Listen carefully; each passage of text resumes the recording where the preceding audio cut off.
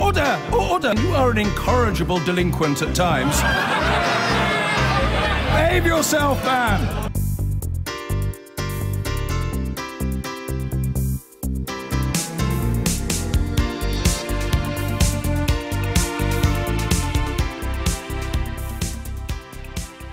Now, the collapse of several rape trials over problems relating to disclosure of evidence at the end of last year led to calls to look again at the way those accused of sexual offences are treated by the courts. One student who spent 2 years on bail before the rape case against him collapsed called for those in his position to be granted anonymity. So should the law be changed again?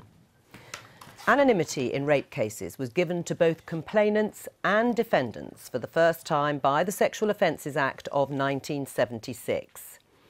But just 12 years later, in 1988, the Act's provisions on defendant anonymity were repealed by Margaret Thatcher's government. During the passage of the 2003 Sexual Offences Act, the Home Affairs Committee called for limited anonymity to be restored to cover suspects who had not yet been charged with a sexual offence. In May 2010, the coalition government published plans to extend anonymity in rape cases to defendants, but it dropped the idea later that year on the grounds that there wasn't enough evidence to support the policy. In 2015, the Home Affairs Select Committee again recommended anonymity for those suspected of a sex offence, unless and until they're charged. Well, joining me now is the campaigner and spokesperson for Women Against Rape, Lisa Longstaff. Welcome to the Daily Politics. Why do you think we keep coming back to this issue? Is it a sign that the current law is not working?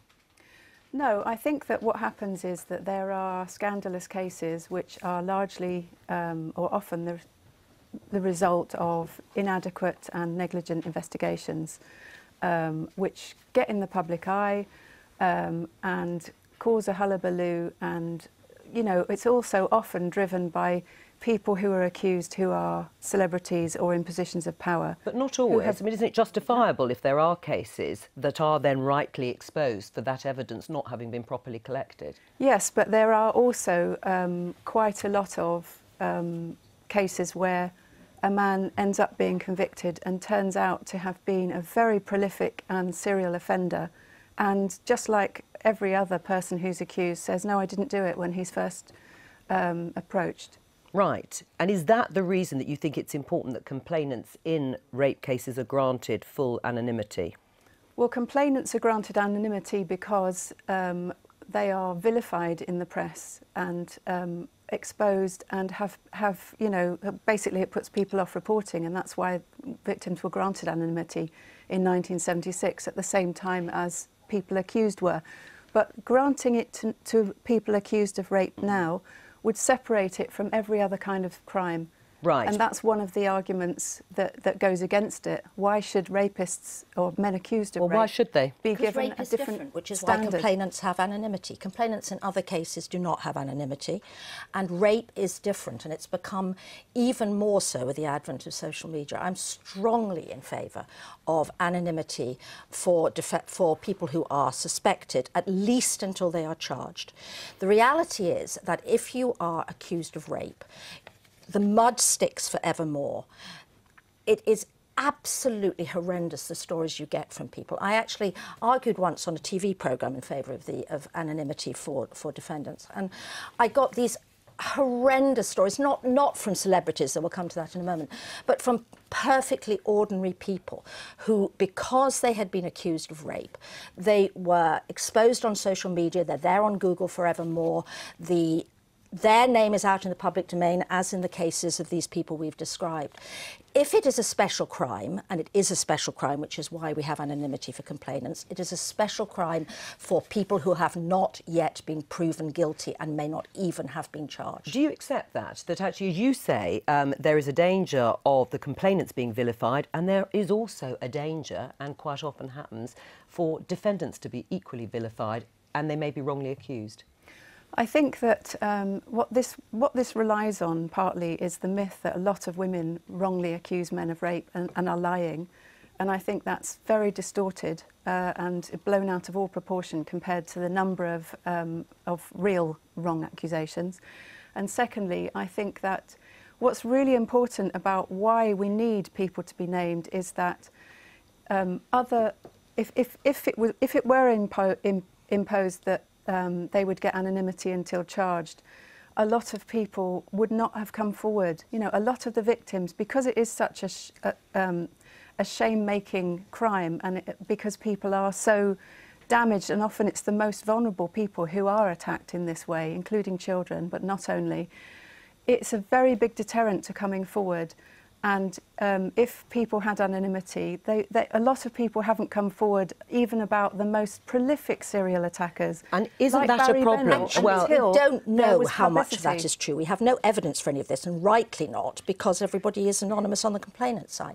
But I come back to what should be a fundamental principle of British justice, and always has been, that you are innocent until proven guilty, and you do not get your case brought to court unless there is the evidence in the view of the... But you are still innocent until proven guilty, and this is about being named. This is the reality. You are vilified, and people say, you know, no smoke without fire, your life is put on hold, you are sacked from your job, you are thrown out by your university, your name is all over the press, and then, you know, you say that there are terribly few cases. We don't know how many cases there are. We do. We do not know how many cases there are where people are convicted wrongly. That's why the whole thing, we have to be so careful. Do you accept that people's reputations are trashed, even if they are then found innocent, even if it is a small number of cases, that for the people who are suspected of rape, that it does stick forever? What I don't accept is that this is a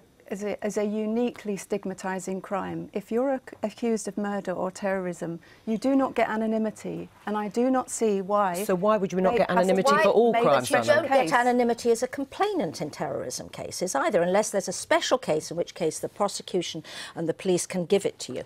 And I come back to the fundamental principles of the English legal system, which is the fundamental principles of the freedom of our country. You don't take a case to court unless you can make that case stick. If you don't have a case for which you have adequate evidence, you don't take it to court.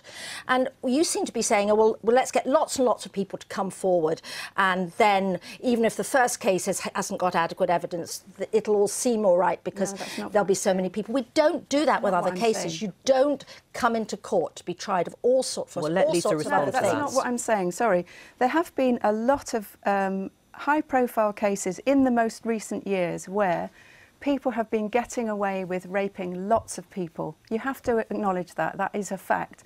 Barry Bennett was just convicted, Jimmy Savile, there have been dozens in between. Not only celebrities, but a lot of others who don't get in the public eye because they're not celebrities. If they hadn't been named early on in the investigation, many victims would not have come forward. They may not have had enough evidence to go to charge, and therefore it would never have got to court. And the reality of the situation is that only 6% of recorded rapes end in conviction. That's not because 94% of women are lying. How do you know? It's because many of the cases are not being handled properly. Women still get grilled in court about their sexual history. It seems to me you start with the assumption that any woman who makes a complaint is telling the 100% truth and that nobody else is. You're putting we words into my also know mouth. that rape is a very difficult crime because, in many cases, two people have very different memories of it. That's why it's always been a difficult crime. It's why it's the most difficult crime there is, and why, time and again, it has been felt it has to be treated differently. All right. People have different memories, people have false memories, people construct memories, and people also lie to themselves. Now, we know that there have been cases where rapists have been let off. Of course, that's true. To me, it is much more important that a number of innocent people do not go to jail, that we do not imprison the innocent, than that we risk a few guilty people walking free. Nobody wants the innocent put in prison. Well, in that case, nobody, including us. But it is very important that if people are having their lives destroyed by sexual violence, whether it's child abuse, rape or domestic violence, they have the right to seek justice and see their attacker prosecuted. We're going to have to end it there. Who are falsely I think it's a sex issue and a class issue. And on that, Lisa, thank you very much for coming in.